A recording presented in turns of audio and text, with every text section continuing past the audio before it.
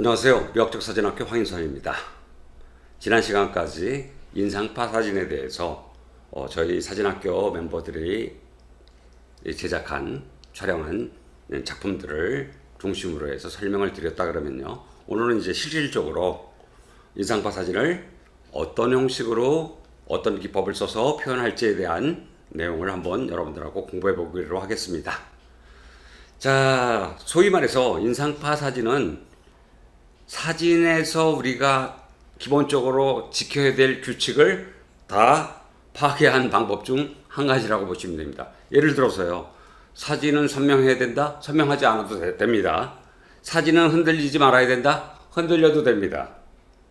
그러한 기법들을 써서 작가가 생각하고 있는 느낌과 내용을 사진에 담아서 표현하는 것 자체가 사진의 인상주의라고 이야기해 드릴 수 있는데요.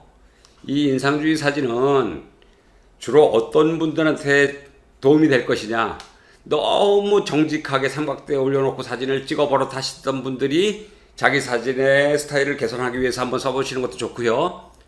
또는 장비가 많지 않은 분들 있죠. 장비 많지 않을수록 좋습니다. 사실은 카메라 한 대밖에 없다, 그럼 그 카메라 한 대로만 다 표현할 수 있어요.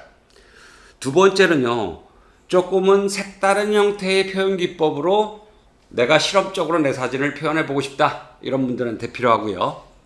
그 다음에 현장에서, 소위 내가 촬영하는 현장에서 분위기와 움직임, 느낌에만 집중해 보겠다 하시는 분들한테 필요합니다. 또 한 가지, 구상적 표현이라기보다는 추상적 표현에 접근해 보고 싶으신 분들, 그러면 흔들림에 의해서 추상적 표현이 가능하기 때문에 그걸 한번 고민해 보셨으면 좋겠고요. 그 다음에 이성적인 형태의 사진보다는 감성적 형태의 사진에 관심이 있다, 그런 분들도 집중해 보시면 좋은 방법 중 한 가지가 사진의 인상주의가 아닌가 생각을 해봅니다. 여러분들 한번 시도해 보시고 즐겨 보시고, 그 중에 본인한테 맞는 스타일이 있으면 그걸 가지고 계속 작업을 하시다 보시면 아마 그쪽 작업의 대가가 되실 수 있을 거라고 생각합니다. 자, 인상파 사진에 있어서의 적합한 카메라라는 게 도대체 뭐냐? 적합한 카메라가 있겠죠. 사실 스마트폰으로도 찍을 수 있습니다. 단지 설정, 여러분들이 기계 조작을 조금 잘 아셔야 되는 부분이 좀 필요하죠. 즉, 내가 원하는 느낌을 얻어내는 데이터를 갖고 계셔야 된다는 얘기예요. 그러면 기본적으로 M 모드보다는 TV 모드 또는 AV 모드 두 개의 프로그램 모드를 활용하시는 게 훨씬 더 유리합니다. 예를 들어서 TV 모드를 놓고 저속으로 놓고 찍으면 나머지 부분은 카메라가 알아서 해주죠. 그러면 저속의 움직임 부분은 가져올 수가 있고요. 또는 AV 모드로 해서 조리개를 개방하고 찍으시면 소위 말하는 디포커싱 부분, 제가 본인이 원하는 부분들을 얻을 수가 있습니다. 즉, 이렇게 또 이게 익숙하지 않으시면요, 오히려 보정 프로그램, 나는 포토샵을 잘해, 그러신 분들은 보정 프로그램을 이용해서 인상파 사진을 해보시는 것도 한 가지 방법이라고 생각을 합니다. 어느 쪽이 됐던 간에 여러분들이 새로운 실험을 할 수 있는 부분이기 때문에 미학적 사진학교에서는 여러분들한테 이러한 인상파 사진에 대해서 설명을 드리고 있습니다. 자, 그럼 촬영 팁에 대한 이야기를 좀 드릴게요. 첫 번째 촬영 팁 중에 한 가지가 뭐냐면 어떤 걸 찾을 것이냐 이거죠. 무엇에 집중하고, 그러니까 집중한 주제를 찾을 필요가 있어요. 우리 주변에 많습니다. 우리 주변에서 무엇에 집중할지를 생각하고 찾을 수 있어요. 공원에서 날아가는 나비가 될 수도 있고요. 눈이 오는 날 떨어지는 눈송이를 어떻게 표현할 것인지, 비가 내리는 걸 표현할 것인지, 저 아득히 어린아이가 자전거를 타고 간다, 그럼 그 모습을 어떻게 표현할 것인지, 이런 부분들이 인상주의 관점을 가지고 여러분들이 바라보는 훈련이 필요한 거죠. 그 훈련이 돼 있다면 그건 표현하는 거는 아주 수월합니다. 그래서 여러분들이 어떤 부분을 잘하려 그러면 그것에 대한 기본적인 경험치, 데이터가 있어야 되겠죠. 그래서 그런 데이터를 베이스로 해서 찍으시면 되고요. 여러분들이 연구하고 어떤 기법을 찾고 그 기법을 응용하기 위해서 소재를 취합하는 것은 훈련된 눈이 필요한 부분이기 때문에 여러분들은 다분히 눈을 훈련하는데 많은 시간을 쓰셔야 된다라고 말씀드릴 수 있죠. 자, 기법 중에 이제 두 번째로 설명을 드리면요. 팬닝을 이용하는 방법이죠. 팬닝이라는 것은 움직임을 고스란히 사진에 담을 수 있는 부분이죠. 되게 간단한 기술이죠. 기초 때, 초보 때 배웁니다. 팬닝은. 그래서 아주 간단하지만 내가 찍고자 하는 주피사체 속도에 맞춰놓으면 주피사체는 그대로 있고 배경만 움직임을 가져올 수 있죠.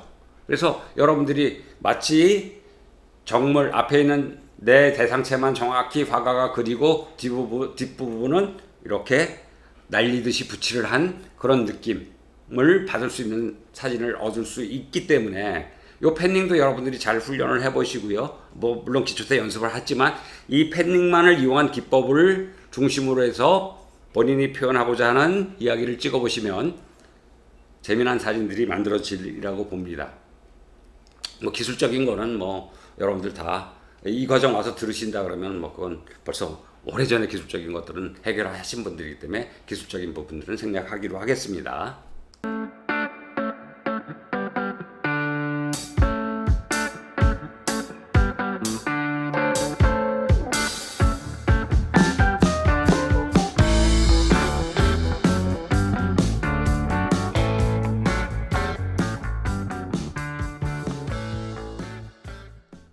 세 번째는 움직임을 저속으로 기록하는 방식이에요. 저속. 즉 슬로우 샷다를 기록하는 거죠. 그래서 앞에서 카메라를 좌우로 이동하는 팬닝이나 상하로 움직이는 틸팅을 썼다 그러면 이 틸팅하는 동안의 속도가 저속이어야지만 그 흐름을 잡을 수 있는 거와 마찬가지로 이번에는 카메라를 움직이지 않고 삼각대 위에 세워도 됩니다. 삼각대 위에 세워놓고 속도를 느리게 하면 그 무대에 있는 대상만 어떻게 돼? 움직이겠죠. 그 움직임을 기록하는 거죠. 그 움직임을. 그러면 피사체의 그 움직임에 의해서 동적인 느낌이 나는 거죠.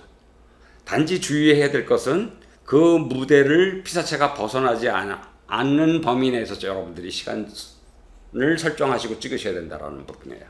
그래서 우선 여러분들이 주의하셔야 될 건 피사체가 있고 그 배경이 있으면 과연 그 배경에서 피사체가 동적인 느낌을 가지고 보여줄 것인지 이걸 고민을 하시는 게 좋고요.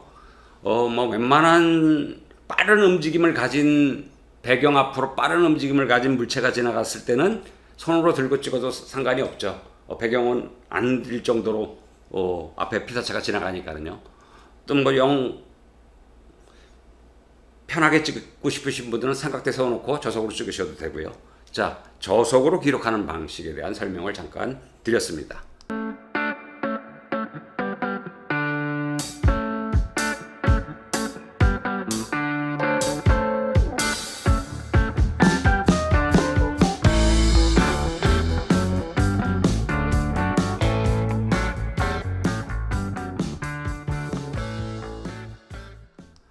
네 번째는 포커싱이죠. 디포커싱 하는 방법이죠.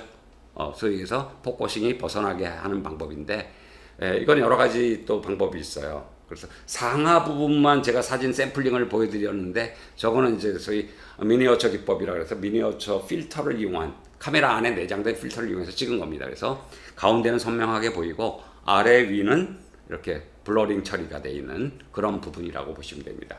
그래서 이렇게 이제 블러링이 될 수 있는 부분들은 기본적으로 초점을 안 맞추는 방법이 한 가지가 있고요. 블러링은.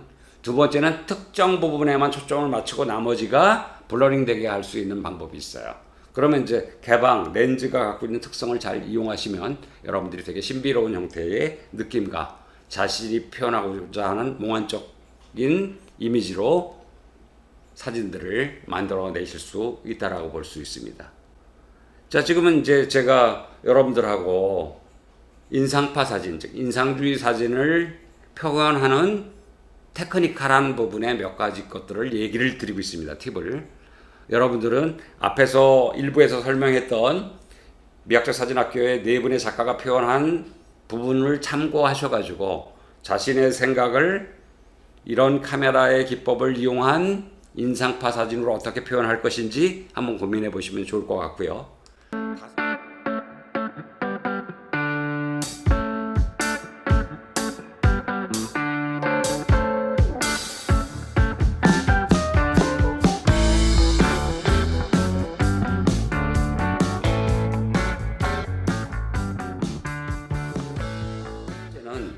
줌잉으로 찍는 방법이죠. 줌잉. 이것도 이제 기초 때 배우죠. 기초 때. 그래서 카메라의 줌을 촬영하는 순간 움직여서 어떤 피사체를 향해서 집중되거나 빠져나오는, 즉 들어가는 걸 줌인이라고 그러고 빠져나오는 걸 줌아웃이라고 그러죠. 그런 것을 응용해서 어떤 속도감을 만들어내는 거죠. 정지되어 있는 거지만 속도감이 나오죠. 이런 부분들을 여러분들이 기본적으로 사용할 수 있는 게, 다 사용할 수 있는 게 인상파 기법입니다. 물론 이거는 나중에 후보정에서도 쓸 수 있죠. 후보정에서도 레이어 자체를 여러 개를 만들어서 조금씩 키우시면 되죠.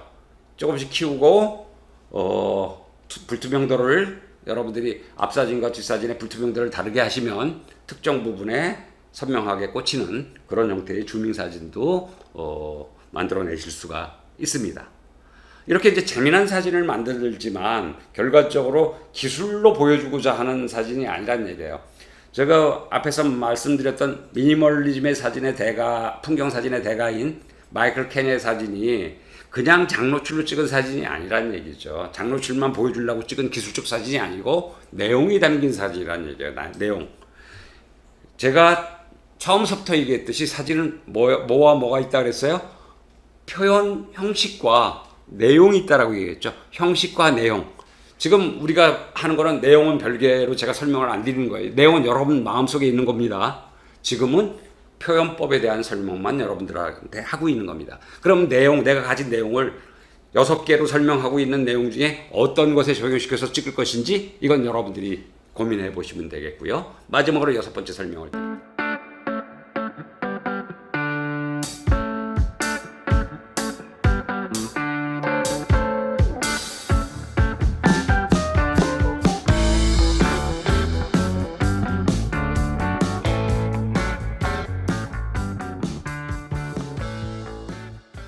전경을 통해서 레이어를 추가하는 방법이죠. 자, 앞에다 레이어를 추가해요. 그런데 앞에 있는 건 고정물이야. 뒤에 사람 저속으로 찍어놨으니까 이게 조금씩 움직여. 또는 레이어 층이 있어서 선명한 지점과 블러링된 지점을 나눠줄 수도 있는 거예요. 그래서 이게 추상적인 형태로 여러분들이 쓰실 수 있는 부분이고요. 물론 다른 방식의 표현법을 한다 그러면 레이어 층을 전체가 다 선명하게 펜포커스 시켜서 찍을 수도 있지만 특정 부분을 아웃포커싱 시켜서 찍으시려 그러면 그거에 맞는 조리개치를 여러분들 조정하시면 되는 거죠.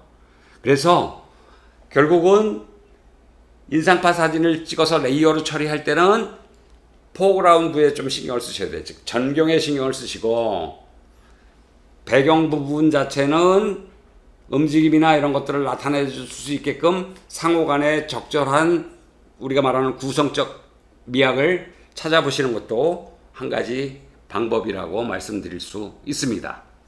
자, 이렇게 여러분들하고 6가지에 대해서 설명을 드렸는데요. 혹시 이 중에 본인의 마음에 드는 기법이 있다 그러면 한번 활용해 보시면 여러분들의 사진에 변화가 오지 않을까 생각해 봅니다.